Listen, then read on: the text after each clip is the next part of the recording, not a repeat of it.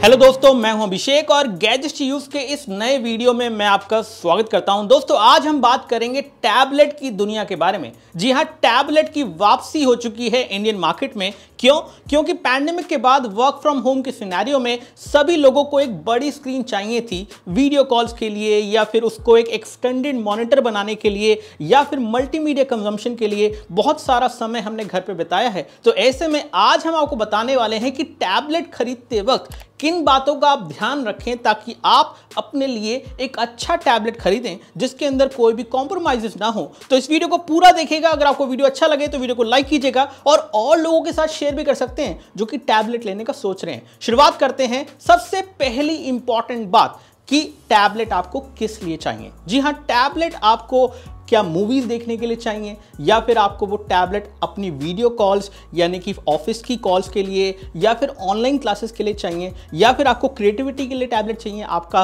Profession कुछ इस तरह का है। तो वो सब चीज़ों को देखते हुए आप सबसे पहले ये डिसाइड करिए कि आपका यूज केस क्या है। अब उसके बाद कुछ जनरल बातें बहुत इंपॉर्टेंट हैं ध्यान रखना टैबलेट को लेते समय, और उनमें सबसे पहली है कि इस टैबलेट के अंदर जो डिस्प्ले आपको मिल रहा है वो डिस्प्ले आपका कितना बड़ा है। हम देखते हैं यहाँ पे कि मार्केट के अंदर 7 इंच से टैबलेट या 8 इंच से टैबलेट शुरू हो जाते हैं, लेकिन अगर आपको एक बिग साइज टैबलेट चाहिए तो 10 इंच से 11 इंच के आसपास बिल्कुल एक परफेक्ट साइज रहता है, जो कि एक टैबलेट ना तो ज्यादा बड़ा होता है और ना ही ज्यादा छोटा होता है। फॉर एग्जाम्पल, यहाँ पे रियलमी का ये टैबलेट है जो कि काफी अफोर्डेबल प्राइस पे आ जाता है, और इसमें आपको तकरीबन 10 इंच का डिस्प्ले मिल जाता है। एक और एग्जांपल मैं आपको दिखाता हूं, और वो है नोकिया की तरफ से आने वाला ये टैबलेट, जिसमें अगेन आपको उतना ही बड़ा डिस्प्ले मिल जाता है और बिल्ड क्वालिटी भी ठीक ठाक है। तो ऐसे में सबसे इंपॉर्टेंट ये बात भी है डिस्प्ले के बाद कि भाई आपको बिल्ड क्वालिटी का ध्यान रखना है। क्योंकि टैबलेट आप डे टू डे में यूज करेंगे, इधर उधर लेके जाएंगे,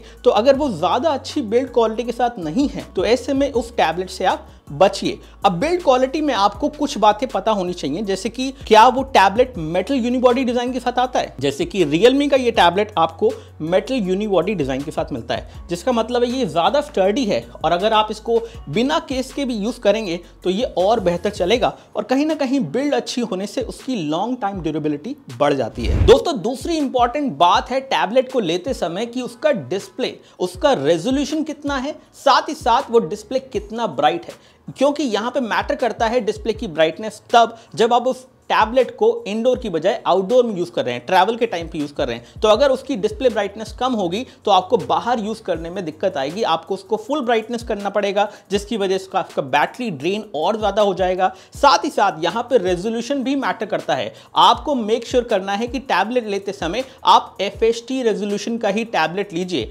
HD रेजोल्यूशन का टैबलेट मत लीजिए। क्योंकि अगर आप 10 इंच का टैबलेट ले रहे हैं और उसमें HD रेजोल्यूशन है तो कहीं ना कहीं पिक्सल फटेंगे और आपको अच्छा एक्सपीरियंस जो है नहीं मिलेगा। तो यहां पे ब्राइटनेस एंड डिस्प्ले का रेजोल्यूशन दोनों ही बहुत जरूरी हैं टैबलेट लेते समय आपको चेक करने के लिए। दोस्तों, अगला इंपॉर्टेंट फीचर जो कि आपको टैबलेट लेते समय चेक करना है वो है उसका ऑडियो। सबसे पहली इंपॉर्टेंट बात कि आपके टैबलेट में हेडफोन जैक तो होना ही चाहिए, ताकि आप किसी भी तरह के वायर्ड हेडफोन वहां पे लगा सकें। और अगर उस हेडफोन जैक में आपको हाई रिज सर्टिफिकेशन मिल रहा है, यानी कि और भी बेहतर क्वालिटी मिल रही है, नॉर्मली ये फीचर आपको थोड़े महंगे टैबलेट्स में मिलेगा, लेकिन अगर मिल रहा है तो यानी कि आपको अच्छी क्वालिटी हेडफोन पे मिल जाएगी। और साथ ही साथ कम से कम 2 स्पीकर्स तो होने ही चाहिए टैबलेट पे, ताकि आपको एक अच्छी लाउडर साउंड मिले। अगर आप उस पर मूवी वगैरह देख रहे हैं या OTT से कुछ भी स्ट्रीम कर रहे हैं तो आपको एक बेहतर साउंड एक्सपीरियंस, अच्छी क्वालिटी के स्पीकर्स, और साथ ही साथ कम से कम 2 स्पीकर तो होने चाहिए। अगर आपको 4 मिल जाए तो वो और भी अच्छा है। दोस्तों, बैटरी बहुत ही इंपॉर्टेंट है किसी भी टैबलेट के अंदर, क्योंकि वो ही डिसाइड करेगी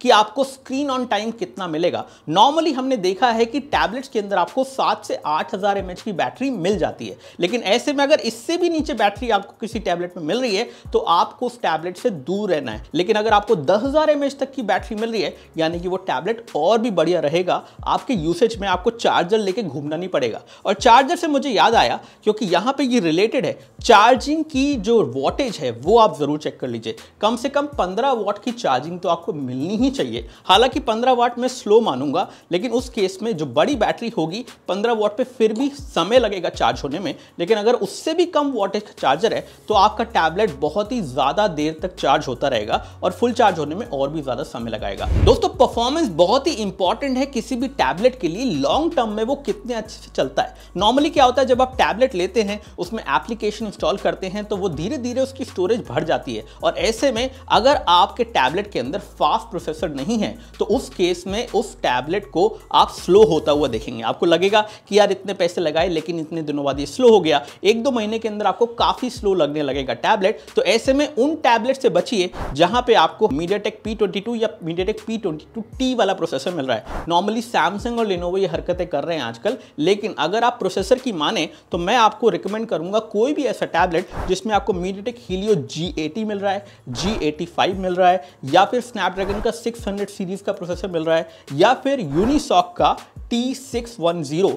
ये प्रोसेसर अगर आपको मिल रहे हैं तो आपको एक अफोर्डेबल टैबलेट में एक डिसेंट प्रोसेसर मिल रहा है। अभी भी ये प्रोसेसर बहुत ज़्यादा फास्ट नहीं है, लेकिन फिर भी बेहतर हैं MediaTek के Helio P22 एंड P22T से। दोस्तों, रैम और स्टोरेज भी मैटर करते हैं, क्योंकि अगर आपके टैबलेट के अंदर रैम कम है तो वो मल्टीटास्किंग में हैंग कर सकता है, लैग कर सकता है। तो कम से कम 3 GB की रैम तो होनी चाहिए, और स्टोरेज के हिसाब से 64 GB की स्टोरेज भी होनी चाहिए। तो इसके लिए आप कोशिश करिए कि ज़्यादा स्टोरेज वाला टैबलेट लें, अदरवाइज उसके अंदर SD कार्ड का स्लॉट तो होना चाहिए ताकि आप स्टोरेज को एक्सपैंड कर पाएं। दोस्तों, कुछ लोगों को कंफ्यूजन होती है कि वाईफाई टैबलेट लेना है या फिर LTE वाला लेना है, या फिर वाईफाई LTE दोनों लेना है। तो ऐसे में आप LTE वाले टैबलेट से बचिए जिसमें आप सिम कार्ड डालेंगे। नॉर्मली आप सोचेंगे कि LTE वाला है तो ज़्यादा बेहतर है, क्योंकि आप वाईफाई तो यूज़ करेंगे ही, साथ ही साथ LTE होने की वजह से आप 4G का सिम कार्ड भी लगा पाएंगे। लेकिन क्या आपको पता है कि सिम कार्ड अगर आप टैबलेट में लगाते हैं तो कहीं ना कहीं नेटवर्क की वजह से उसकी बैटरी ड्रेन और भी बढ़ जाती है। तो ऐसे में मैं आपको रिकमेंड करूंगा कि आप वाईफाई ओनली टैबलेट के लिए जाइए,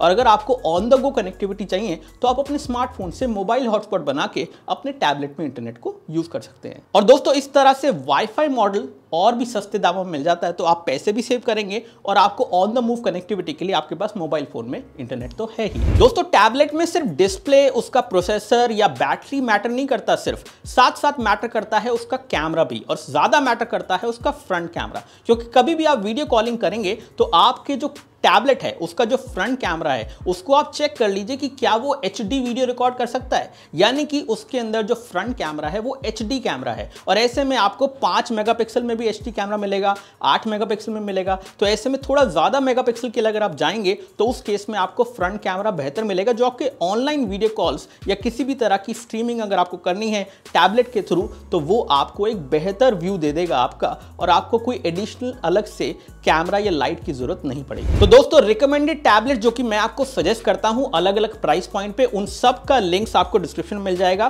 तो आप उनके बेस्ट बाय लिंक पे जाके चेकआउट कर सकते हैं, उन पे क्या ऑफर चल रही है। अगर आप चाहते हैं तो उनको ले सकते हैं। साथ ही साथ अगर आपको अपने टैबलेट को एक एक्सटर्नल मॉनिटर की तरह अपने लैपटॉप के साथ यूज करना है तो उसके बारे में हमने ऑलरेडी एक आर्टिकल लिखा है जिसमें उसको सारा बताया कि कैसे करना है, क्या करना है। उसका लिंक भी आपको डिस्क्रिप्शन में मिल जाएगा। मुझे उम्मीद है आपको वीडियो पसंद आया होगा। वीडियो अच्छा लगा है तो वीडियो को लाइक कीजिए, चैनल को सब्सक्राइब कीजिए इस तरह के और वीडियोस के लिए। जय हिंद, वंदे मातरम, बाय बाय।